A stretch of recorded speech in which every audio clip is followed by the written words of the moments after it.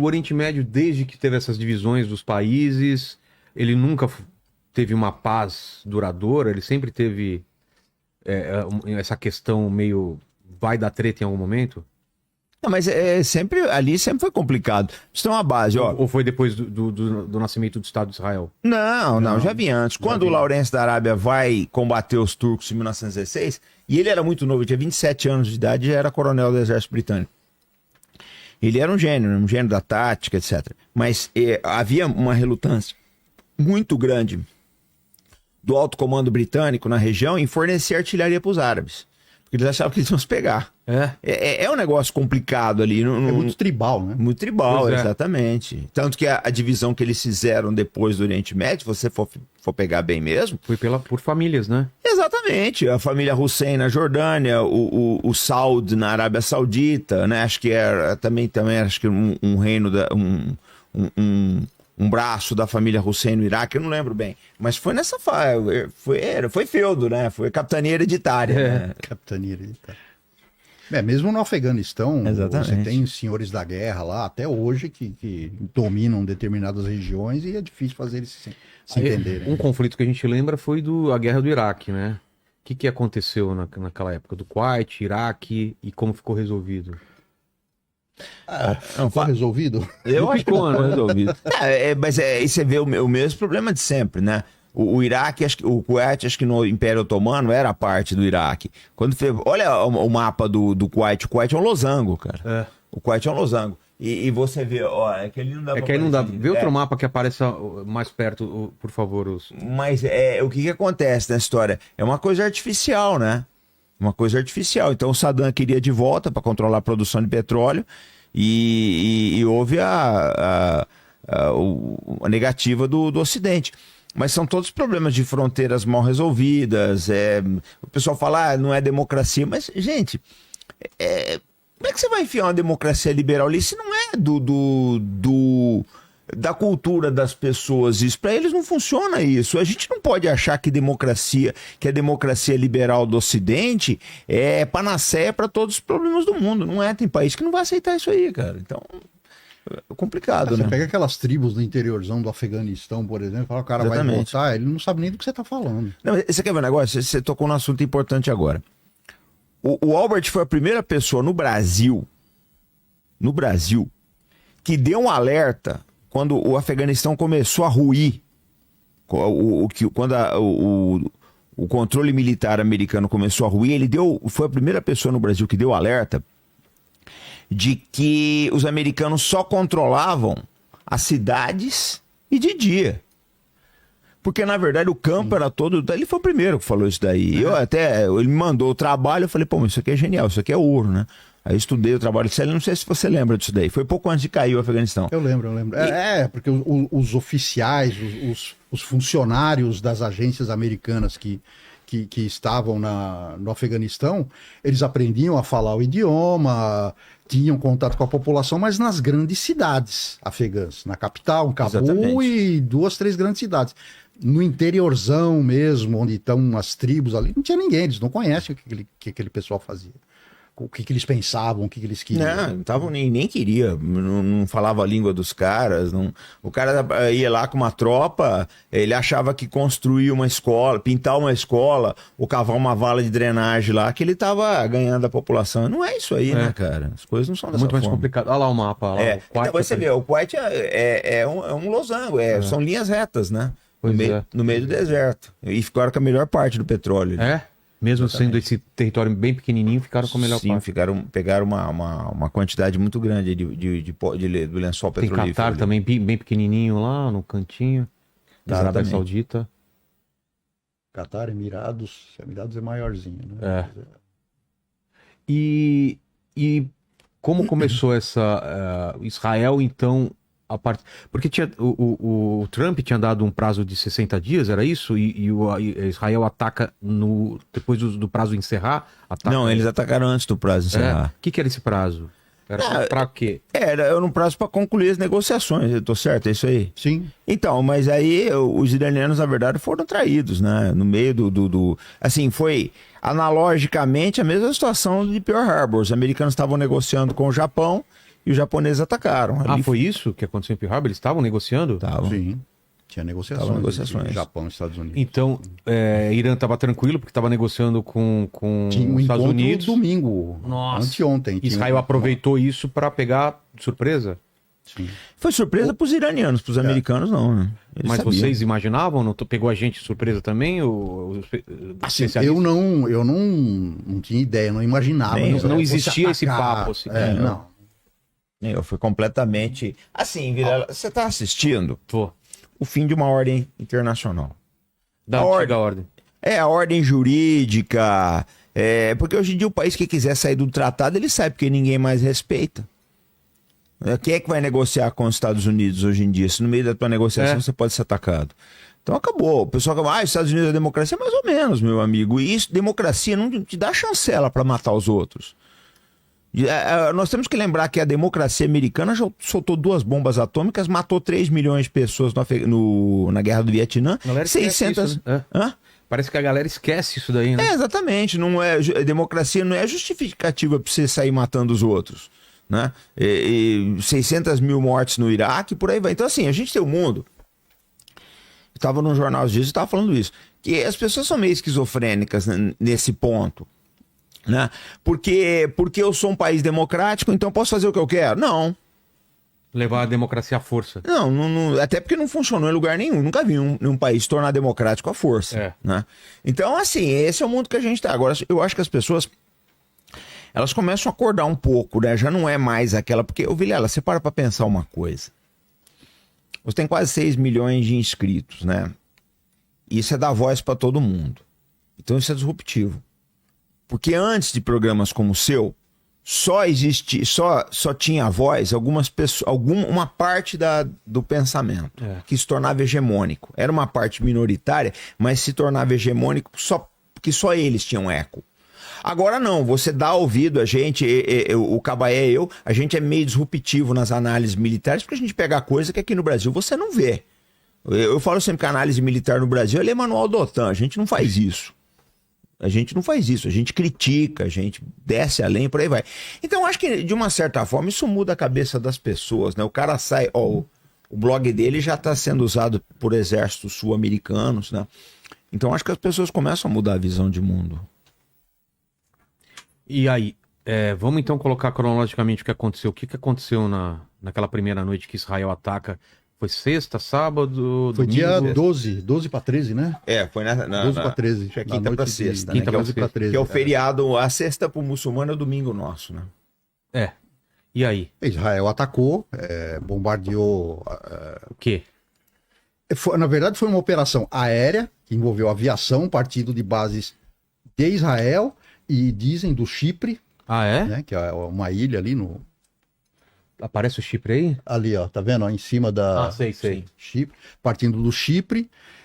E teve em conjunto com operações dentro do Irã também. Terrestre? Operações terrestres com drones que eles já tinham infiltrado previamente. Operações de sabotagem. Antes, Bem. operação de sabotagem. Que foi uma operação mais ou menos como aquela que a Ucrânia fez na Rússia, que os drones saíam de caminhões e Sei. atacaram.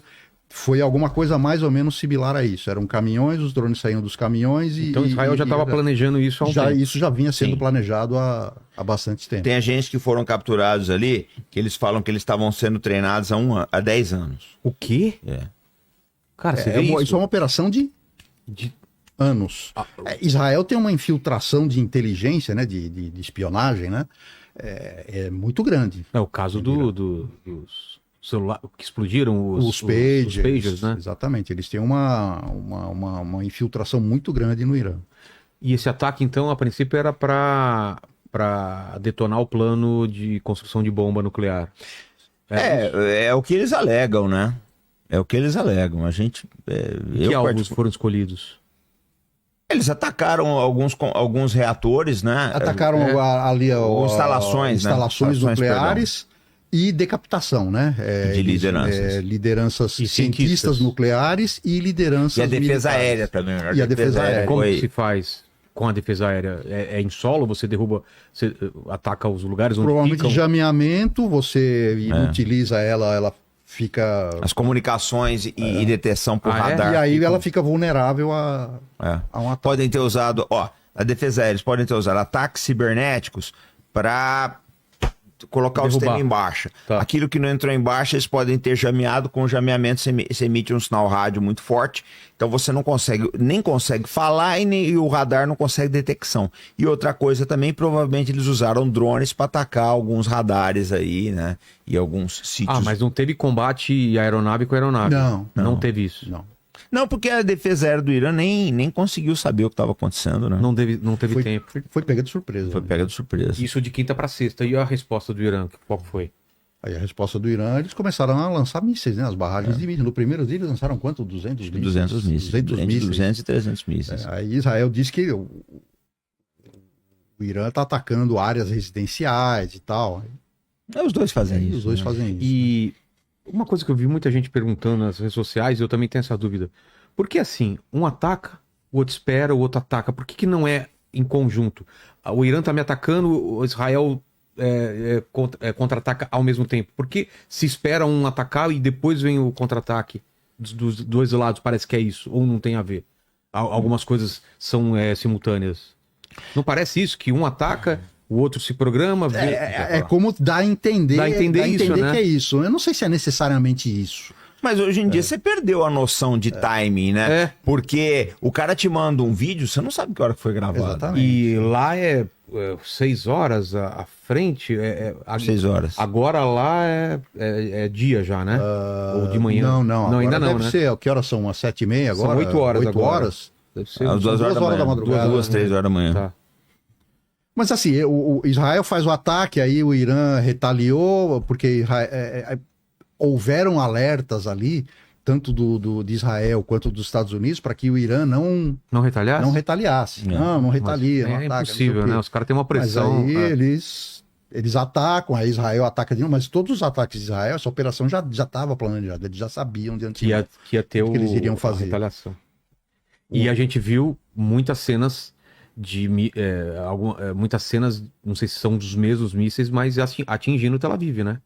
Sim. Sim, Que era uma coisa que a gente não via, né? Tel Aviv, Haifa. Desde acho que a Guerra do Golfo, que a gente não via ataques tão pesados assim. Teve a True Promise 2 do Irã, mas foi mais demonstrativo, né? Sim.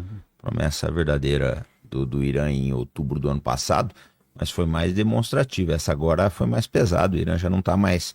Eles não estão tendo assim muito critério para escolha de alvos, não. Como funciona? Eles lançam tudo no mesmo lugar ou eles abrem o leque para vários pontos em várias cidades?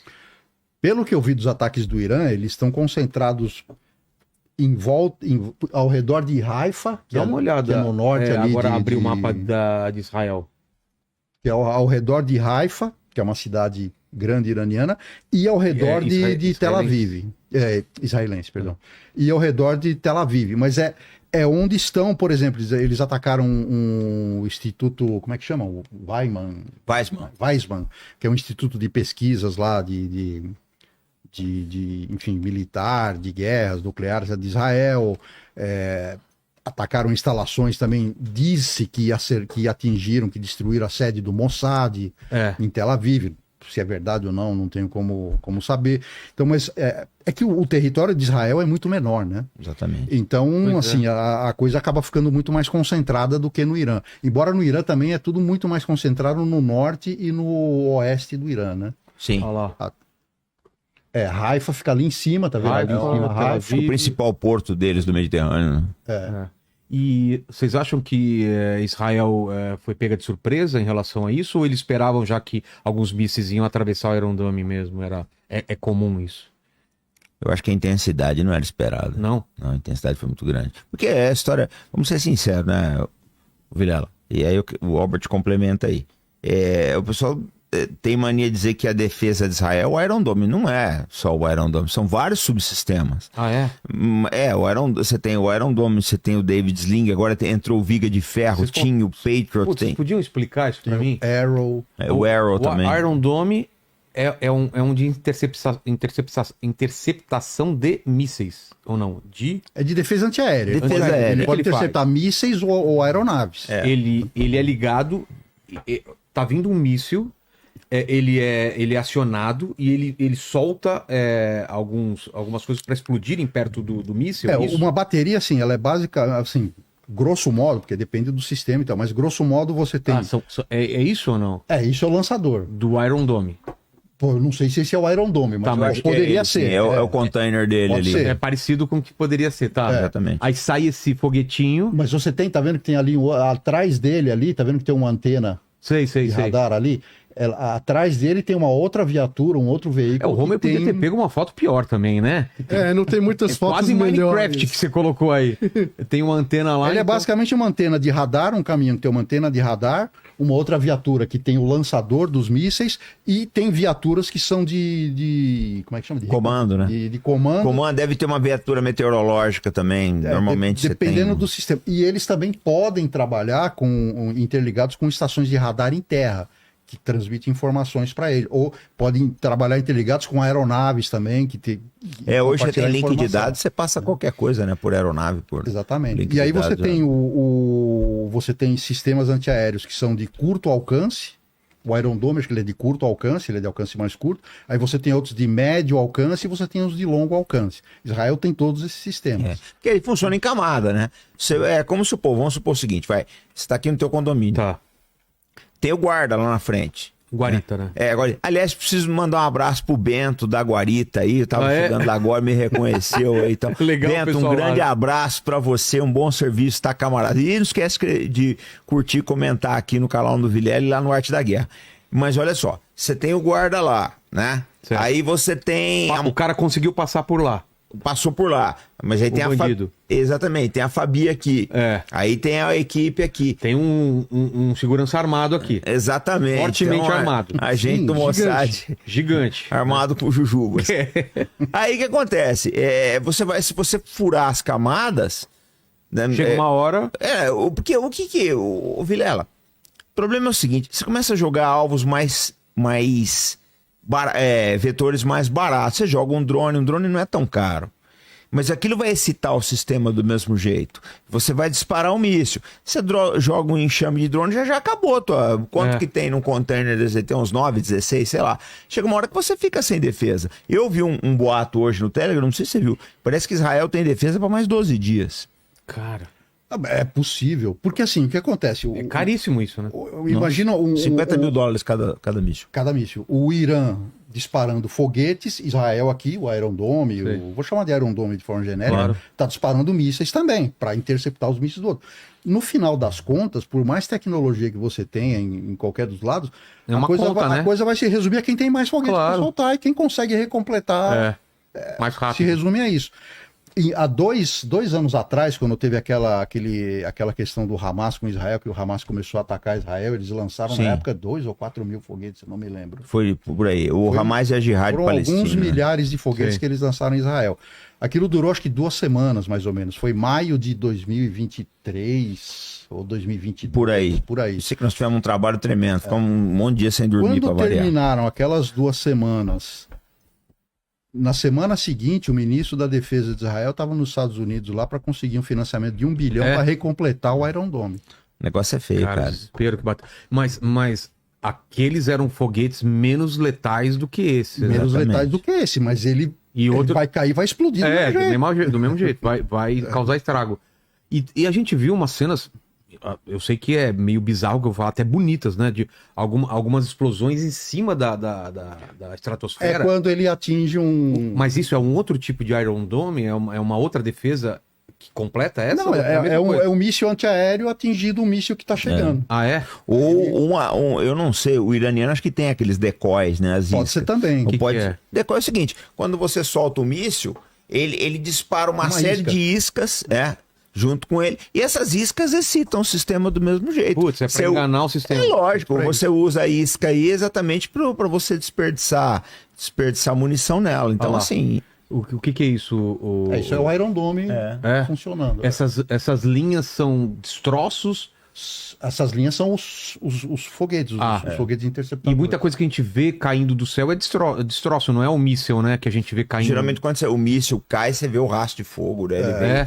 Mas quando ele explode, quando ele acerta explode, geralmente você vê uma bola, cai um pouco de fogo e logo desaparece. Entendi. Logo só. É.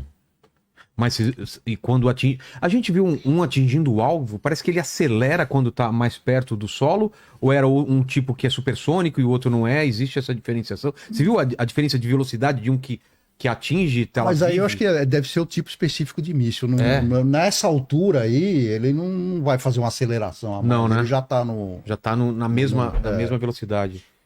E eles são supersônicos, esses que são lançados? E tem super. Dizem que o Irã tá usando supersônico. E hipersônico, né? Hipersônico. Hipersônico? Eles têm falado muito de supersônico. É. O Irã tem hipersônicos também. Parece. Tudo tem a ver com velocidade. Velocidade. Porque o hipersônico é muito difícil você detectar ele. Você... E estão falando Muito que é de difícil. 10 a 15 minutos de impacto desde que ele é lançado. Dependendo da velocidade do míssil. Da E distância da que onde foi lançaram. É muito rápido, né? Porque um míssil hipersônico, considera-se hipersônico um míssil que voa acima de 5 vezes a velocidade do som. A velocidade Mach do som 5. é Mach 5, é 1.200, 1.300 km É, o por nível hora. do mar por é aí. isso, 1.200.